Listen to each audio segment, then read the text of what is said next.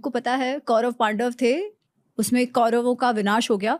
पांडवों के भी सिर्फ 5 पांडव ही रहे ना, उनके जो द्रौपदी के जो सारे बच्चे थे, अभिमन्यु है, घटोत्कच है, वो सारे सबकी मृत्यु हो गई थी।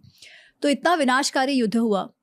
तो जो गांधारी जो है वो जब आती है, युद्ध जब समाप्त होता है और वो आती है तो वो बहुत ही दुखी हो जाती है कि इतना विनाश देखकर, और वो कृष्ण से कहती है कि तुम तो बचा सकते थे, अगर तुम चाहते तो तुम इस युद्ध को रोक सकते थे, पर तुमने नहीं रोका।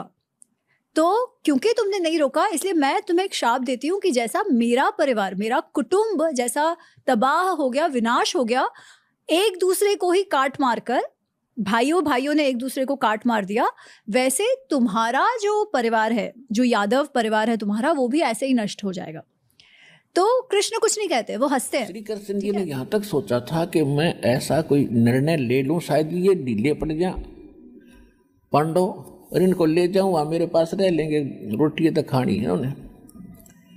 तो यहाँ तक कह दिया था मैं युद्ध भी नहीं करूँगा, हथियार नहीं उठाऊंगा। लेकिन फिर भी जैसे तैसे युद्ध होने लगा तो उस समय अर्जुन नटे, मैं तो भीख मांग कर खा लूंगा, ये नाश नहीं करूंगा, भगवान मेरे पर नहीं होगा।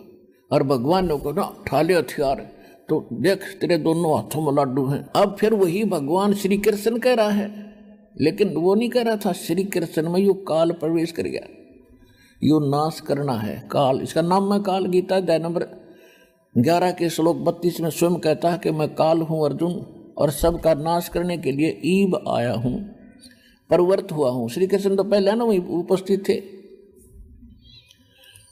अब वो तो सुन हो गया, कति सारी सुने, तो वो जिज्ञासु था। अब विचार कीजिए, उस समय अर्जुन कह रहा है कि हे भगवान, हम तो भीख मांग कर खा लेंगे, ऐसा जुल्म नहीं करूंगा। भाई भतीजे, ये चाचे ताऊआ के बेटे भाई को दूर थोड़े होया करें, और आदि न मारूंगा मैं, और किसके लिए। लास्ट में अर्जुन ने डरते ने हाँ भर दी, समझ गया इसके उद्देश्य को। वो तो श्री कृष्ण ही मान रहा था कि श्री कृष्ण युद्ध करवाना चाहे है, और मन ने मना कर दिया, इसने फिर वो रूप दिखा दिया, मेरा तो हार्ट अटैक हो जाएगा।